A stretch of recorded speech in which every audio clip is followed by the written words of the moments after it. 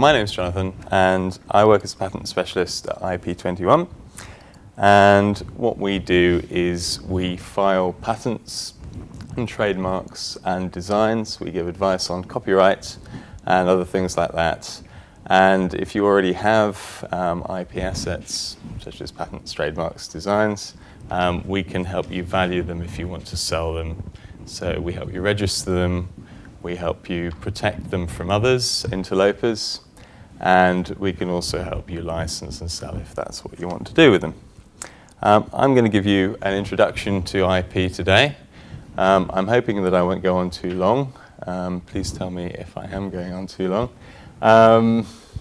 I want to tell you basically what IP is. I want to give you a recognition of the varying different types, a little bit of knowledge on how you can go about protecting it, and I'm not talking about trademarks today, all right? So if you want to talk to me about that later on, we can do that too. So here is a list of different areas where you might have some IP in your business today. The first one, technology, might be patentable. If it's more of an aesthetic sort of technology, you might be able to register a design on it. There might be IP in the design of your chipset, for example, if you're making circuit boards and so on. Brand names and logos, this is more of a trademark thing, but if it's a three-dimensional logo, then you might be able to register a design on it. Advertising, you can get copyright in the writing. You can, again, have a trademark in the logo and so on. Same with your manuals and handbooks. Your know-how and your expertise, you might be able to protect that through confidentiality agreements, through contracts of employment and so on. And finally, you can register a design in something that looks cool, basically. So these are the various headings of protection, as I say: patents for technology, designs for three-dimensional, good-looking stuff, trademarks for logos, copyright for artistic works and also literary works and so on. You have your know-how, it can be confidential information, you know, maybe your 11 herbs and spices or your 57 flavors or whatever. And there are some others as well. So let's start with copyright. If you write a book or you sculpt something beautiful, you get copyright in it automatically, but it can't just be an idea. It has to be manifest as a thing. You have to fix it. Copyright, as I say, it protects all these different things here.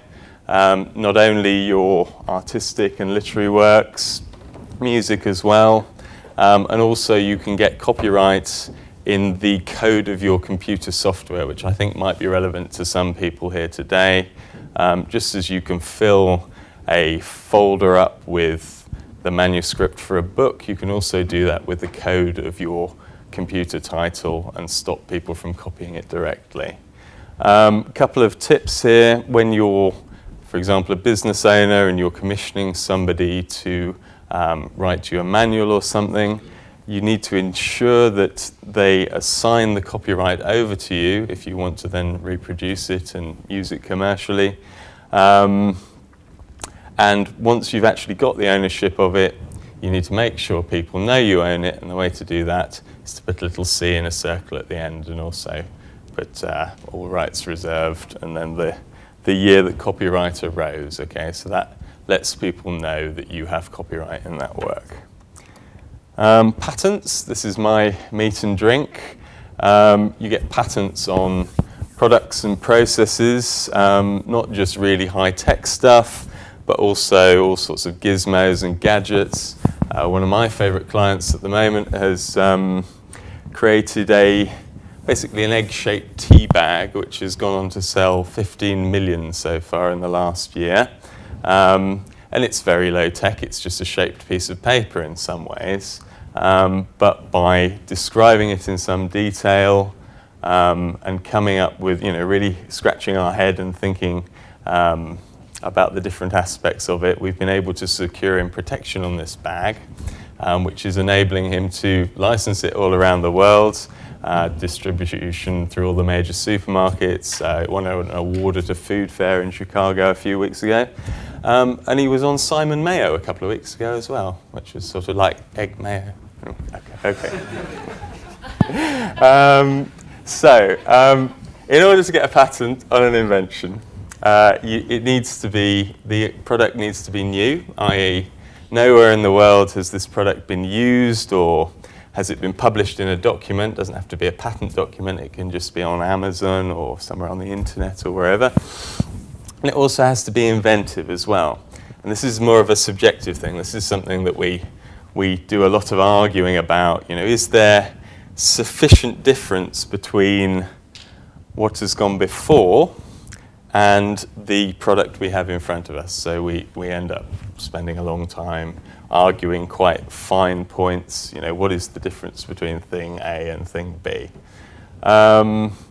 This is a point that we're going to maybe talk about a little bit more later on, about not disclosing inventions before they're patented.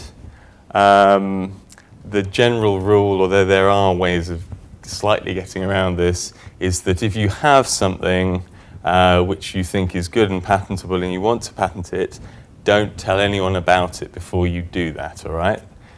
Because if you disclose it orally or in writing via a presentation like this, that makes it not new. This is the first criterion here. It must be new because you've already put it out into the public. You've already published it in a broad sense. So in order to get round this sort of thing, we have non-disclosure agreements, which if you can get people to sign up to those, then of course you can talk to them under a degree of confidentiality and it doesn't count as publication. So that's the first bit of patents. In order to get a patent, you make an application, you file an application, and you go through a system of examination, which is a dialogue, usually with somebody in Wales.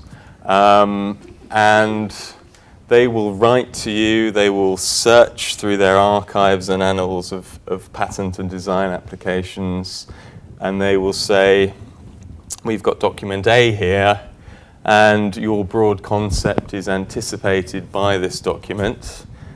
We notice that you have some refinements here as well, but hang on, if you look at document B, that's got those refinements in it too. So if you add A and B, we've anticipated those refinements as well.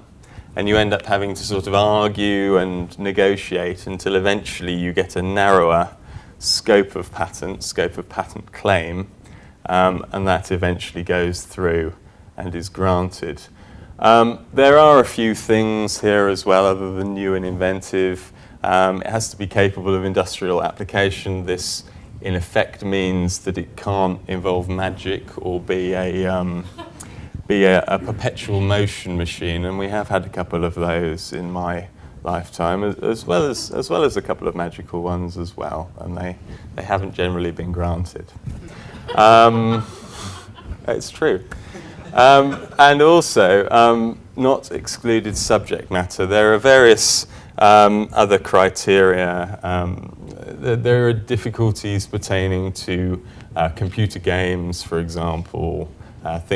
Computer inventions that don't have an effect on the outside world. They don't speed up your computer. They don't do anything as such. They're more like books, or they're more like pieces of music or works of art.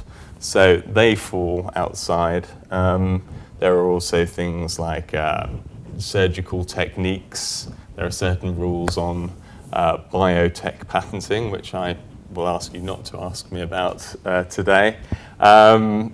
There are various criteria, but basically you need to come along and ask and say, well, I've got this, and can it be patented? And we can usually come to some sort of analytical conclusion about that. So what actually does a patent do? Well, it gives you what we call a monopoly right. It allows you to say, this is my thing, and you can't use it, you can't work it without paying me some money. And also, the last thing to say about patents at this stage is that if you get a UK patent, it covers the UK. So if you want to get protection outside of the UK, you've got to get a patent elsewhere, i.e. get a US patent for the USA, or a Eurasian patent if you want to cover Russia and the Ukraine and various other things. So you can get regional ones and national ones. But if you're just wanting the UK, then you can stay in the UK. In terms of this international dimension of protection, after your UK filing, you have 12 months, you have a priority year to decide where else you want to go, all right? And this is useful for individuals, small and medium-sized enterprises, to be able to test the water, talk to various larger businesses and see if patent costs and licensing agreements can be made during these 12 months. Again, I'm reiterating this point here that don't talk about your invention before you get it on file. And if you want it elsewhere, then you need to either make the national applications, or you can go into one of these multinational patent systems. Let me just go through these very, very quickly. I won't be testing you on this at the end. But we've got the Paris Convention here. This gives this original 12-month period. After those 12 months, if you want to continue to have pending rights in many of the countries of the world, you can enter this thing called the PCT, which allows you to extend your sort of priority protection for another 18 months, giving you 30 months in total. That doesn't actually give you anything at the end of it, but it extends your pending rights. And then you can enter the different national countries if you wish, or you can enter regions such as Europe, and I mentioned the Eurasian one. There are some African ones as well. Okay, on to designs. Designs, registering of designs, as you would imagine, it protects the aesthetic aspects of things rather than the technical aspects. You can protect logos with this if they're three-dimensional logos. As you would imagine, it therefore works in tandem with trademarks. And you can also get, in a similar way to copyright, an unregistered aspect of protection as well. So it's relatively rare that people in the fashion industry will register the designs of their various items of clothing, even if they're really original and good. Because of the nature of fashion, because it's quite quick, they're happy with 3 years of unregistered protection in Europe, as opposed to perhaps up to 25 if you register a UK design.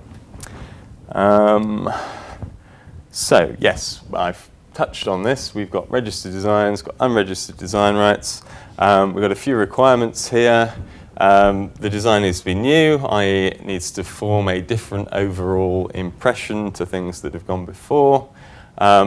It can't be dictated by a technical function, which means makes it different to a patent effectively. If you have something that's technical and requires, is a technical process, or it fulfills some sort of function of that nature, then it's going to be protected by a patent. If it's something that's more of an aesthetic thing, then it's going to be protected by designs. There are some exceptions. For example, must fit. What this means is if you're creating spare parts for a car, for example, you can't be done by the car maker. There was a very famous case in the 70s where British Leyland got very antsy in relation to various garages across the country. They wanted to make a point. They wanted to say, well, you can't make spare parts for our Jeeps and so on. And they were defeated in the House of Lords, which was a victory for mechanics all over the country that day. And again, it's a national right. With designs quite similar to patents, you have 6 months in some countries to file internationally. You can file all over the world. There are some regional design unions as well. For example, the Community Registered Design, the CRD, which covers the whole of Europe. Okay, so this is about, we've gone past the registering part. The other aspect of IP, of course, is respecting the rights of others. third parties have rights as well. So if you are, as a business or as an individual, about to operate in a new area, and you come up with something technical, you think, right, this is really going to make a difference. It might be just as well to see what else is out there, see if you're not infringing someone else's patent. And we can do this by doing a search, or working out whether if we do find something, if it infringes, or we can help you by setting up talks with the other party. Okay, so IP can be very valuable. You can license it, you can sell it, you can use it to protect what you're doing. There are various categories of IP, from your designs and inventions through to trademark branding. IP exists generally nationally unless you take it internationally. And if you get it wrong, it can be quite expensive. So I think it's always best to just pick up the phone and talk to us, and we'll try and help you. Finally, yeah, that's just a general, another admonition, another warning. But we give the first hour free. We like to talk to you, so do give us a bell. And that's it. Thank you very much.